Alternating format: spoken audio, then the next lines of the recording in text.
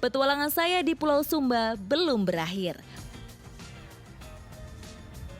Masih ada kuliner unik dari desa Prai Ijing yang mau saya cicipi. Lengkap rasanya kalau bertualang ke suatu daerah nggak nyobain makanan khasnya. Nah ini sekarang saya lagi mau cari bahannya untuk nanti kita masak, namanya uwi. Jadi yang kita cari itu yang pohon sudah tua. Uwi atau gadung memiliki kemampuan tinggi dalam menyesuaikan diri dengan lingkungan. Saat musim kemarau, ketika tumbuhan pangan lain langka, pada masa itulah tumbuhan liar ini melimpah. Menemukan uwi tua tidaklah sulit. Ketika sudah tua, uwi akan membesar. Ukurannya yang besar menimbulkan gundukan tanah seperti ini.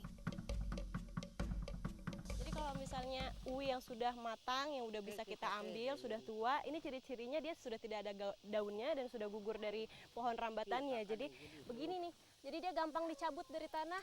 Set, tuh, ini sudah gugur sendiri. Tidak perlu menggali dalam-dalam, uwi pun sudah kami dapat. Sepintas menyerupai ubi gembil. Bedanya, daging uwi mengandung getah yang berbahaya jika langsung dikonsumsi.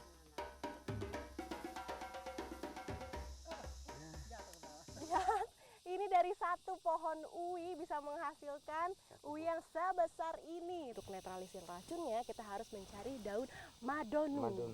Ikuti jejak saya, jejak petualang.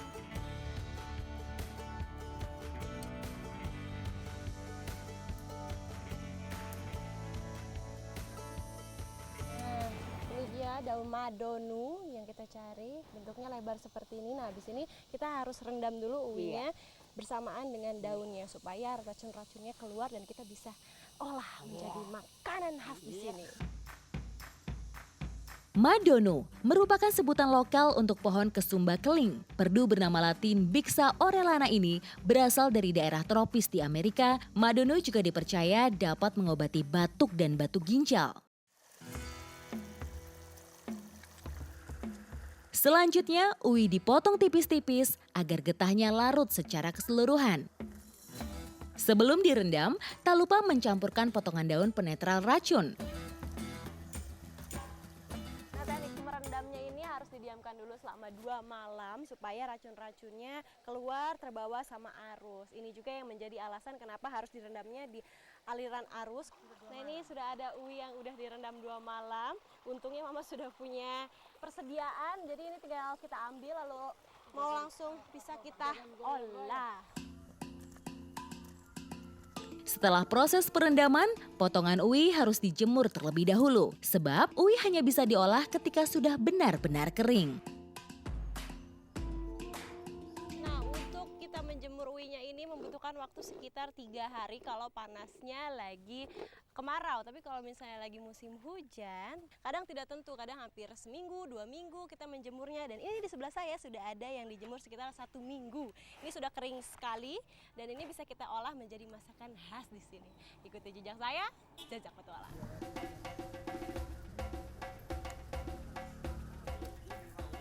Sekarang kita nggak cuma mau masak satu menu, tapi ada menu lainnya juga. Kalau di sini namanya rolua yang dimasak dengan daun singkong dan juga beras yang akan ditumbuk nanti bareng. Tapi sebelumnya saya mau rebus uwinya dulu supaya matang karena proses rebusnya juga cukup lama, sekitar 1 jam.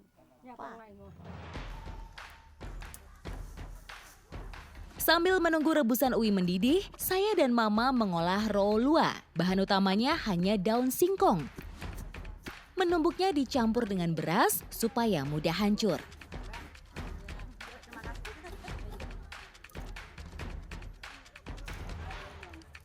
Agar lebih gurih, kedua olahan dicampur santan kelapa.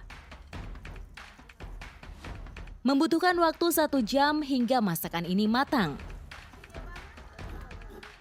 Saya udah gak sabar untuk nyobain roolua dan juga uwi. Begitupun dengan Mama dan juga Mama sudah tidak sabar toh.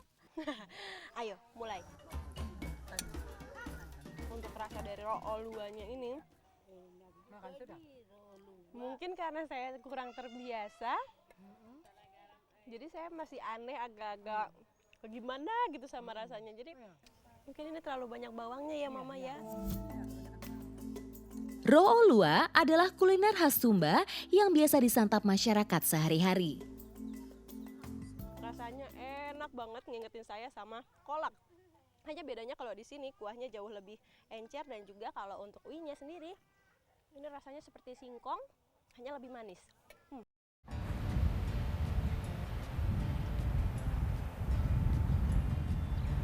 Berada di kawasan pesisir Nusa Tenggara Timur, menjadikan tanah di wilayah Kelapa Lima, Kota Kupang memiliki kandungan garam melimpah.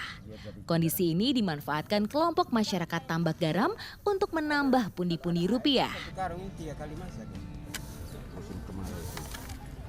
ini dia salah satu mata pencaharian masyarakat kampung Oe Sapa Barat di Kupang, itu untuk memproduksi garam secara tradisional. Nah, ini saya lagi bantuin dulu bapak-bapaknya untuk mengumpulkan garam-garamnya ini supaya bisa diambil. Ikuti jejak saya, jejak petualang. Garam yang terkumpul di tambak perlahan digaruk supaya tidak tercampur dengan tanah. Jika tercampur tanah, garam kotor lebih banyak dan hanya sedikit yang bisa diolah. Sebenarnya ini untuk memproduksi garam dalam satu tambak itu tergantung cuaca. Jadi kalau misalnya sudah mulai masuk musim kemarau, musim panas, itu bahkan satu tambak begini bisa dapat ribuan karung ya Pak ya. Tapi kalau misalnya lagi musim hujan, ya tidak tentu.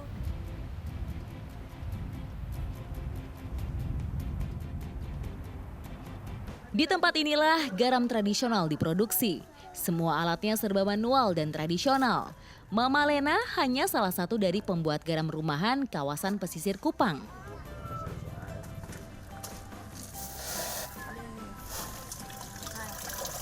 Nah, ini jadi tahap pertamanya adalah garam yang tadi kasar, nggak langsung dimasukin ke dalam air tawar. Jadi harus disaring dulu seperti ini pakai daun lontar, dan nanti air tawarnya kita siram seperti ini.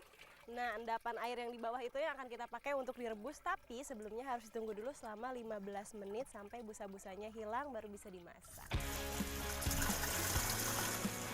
Masyarakat setempat lebih suka memakai anyaman daun lontar sebagai saringan. Karena mudah didapat, juga hasil saringannya lebih halus. Air garamnya kita rebus dan ditunggu selama seharian penuh dengan api yang besar dan juga dengan asap yang banyak tentunya. Jadi gak heran kalau misalnya kita ada di dalam sini, ini sampai berkaca-kaca mata saya karena benar-benar perih banget. Dan kalau Mama Lena sudah terbiasa ya. Dalam sehari, aktivitas merebus bisa hingga 10 ember saat cuaca baik. Jika sedang kurang mendukung, hanya 2-3 ember. Selama direbus, air garam menguap dan mengeras seperti ini. Perlahan, mulai dari permukaan hingga dasar. Prosesnya sederhana, hanya ditiriskan. Air garam sisanya akan diproses ulang hingga tidak lagi bersisa. Air garamnya berubah menjadi bubuk seperti ini, tapi ini harus kita diamkan dulu selama sekitar setengah jam ya Mama ya, untuk bisa diolah lagi, dibungkus, didinginkan dulu, airnya ditunggu sampai keluar semua baru bisa diangkat.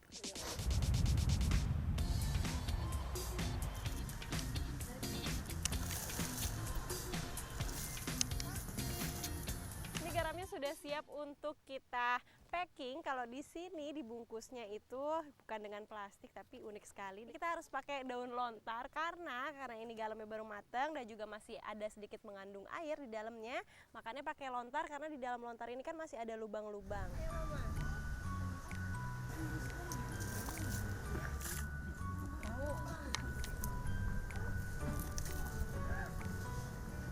Di sini saya sangat bisa merasakan perbedaan antara yang tadi masih kasar dan juga sudah dimasak dan sangat halus. Ini teksturnya benar-benar halus. Biasanya garam laut berwarna lebih keruh, namun yang ini putih, sebab sudah melalui proses perendaman air tawar. Walaupun ini tidak beriodium, tapi garam inilah yang masih menjadi favorit untuk masyarakat khususnya di Kupang. Dan Mama ini nggak langsung jual garamnya ke pasar, tapi biasanya langsung di pinggir-pinggir jalan dan biasanya dipasarkan dengan harga 10.000 satu keranjang seperti ini. Wah, luar biasa ya Mama. Ikuti jejak saya, jejak petualang.